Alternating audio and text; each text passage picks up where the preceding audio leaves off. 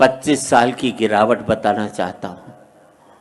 पहले कहीं बाहर जाना होता था तो बाप से पूछने की हिम्मत नहीं होती थी। माँ से कहता था माँ मुझे बाहर जाना, पिताजी से परमिशन दिलाते। माँ परमिशन दिलाती थी तो मैं बाहर जा पाता था। फिर मैं बाप की आज्ञा से बाहर जाने लगा। फिर मैं बाप को बता करके बाहर जाने लगा। फिर मैं बाप को बिगर बताए बाहर जाने लगा। और आज बाप की हिम्मत नहीं जो मुझसे पूछ ले बेटे तू कहाँ जा रहा है।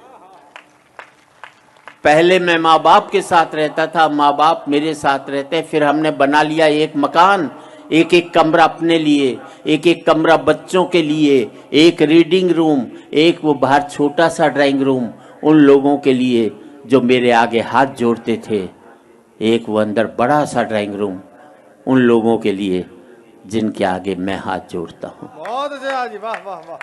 पहले मैं फुसफुसाता था तो घर के लोग जाग जाते थे, करवट भी बदलता था तो घर के लोग सो नहीं पाते थे। और अब जिन दरारों की वजह से दीवारें बनी थी उन दीवारों में भी दरारें पड़ गई। अब मैं चीखता हूं तो बगल के कमरे से ठहाके की आवाज सुनाई देती है और मैं सोच नहीं पाता हूं कि मेरी चीख की वजह से वहां ठहाके लग रहे हैं या उनके ठहाकों की वजह से मैं चीख रहा हूं। क्या बात है, वाह वाह वाह वाह वाह।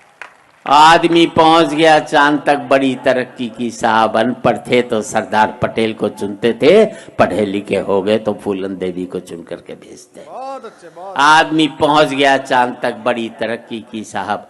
चांद को छूने में घमंड महसूस करते हैं और माँ बाप के पांव छूने में शर्म महसूस करते हैं। आदमी पहुंच गया चांद तक, पहुंचना चाहता है, मंगल तक खोजना चाहता है सूर्य के रहस्य, लेकिन नहीं पहुंचता भाई के दरवाजे तक। और आज इस समृद्धि की ऊंचाई पर बैठकर मैं सोचता हूं इसके लिए मैंने कितनी बड़ी खो दी ये खाइयां। क्या बात है, वाह। अंतिम पंक्तियां हैं, बात अच्छी लगे तो एक एक व्यक्ति की तालियां चाहूंगा। अब मुझे अपने बाप की बेटी से अपनी बेटी अच्छी लगने लगी है। बहुत अच्छे, वाह जी वाह। अब मुझे अपने बाप की बेटी से अपनी बेटी अच्छी लगने लगी है। मुझे बाप के बेटे से अपना बेटा अच्छा लगने लगा है। पहले मैं माँ बाप के साथ रहता था, अब माँ बाप मेरे साथ रहते हैं। अब मेरा बेटा भी कमा रहा है, कल को मुझे उसके साथ रहना पड़ेगा। और हकीकत यही है दोस्तों, तमाचा मैंने मारा है तो तमाचा मुझे खाना भी पड़ेगा।